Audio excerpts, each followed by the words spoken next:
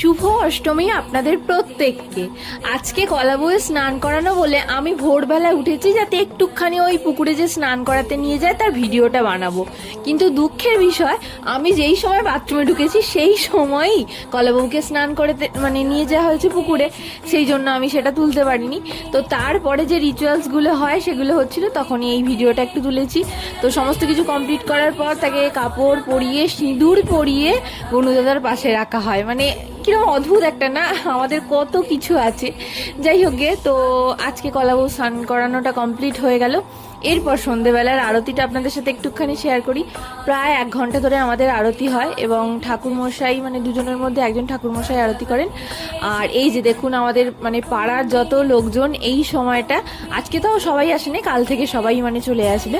তো সবাই বসে আরতি দেখি, তারপরে প্রসাদ পাওয়া, সেটাও বেশ ইন্টারেস্টিং। দেখুন ছোট্ট ছোট্ট লুচি হয়, সেগুলো আমাদের একটু একটু করে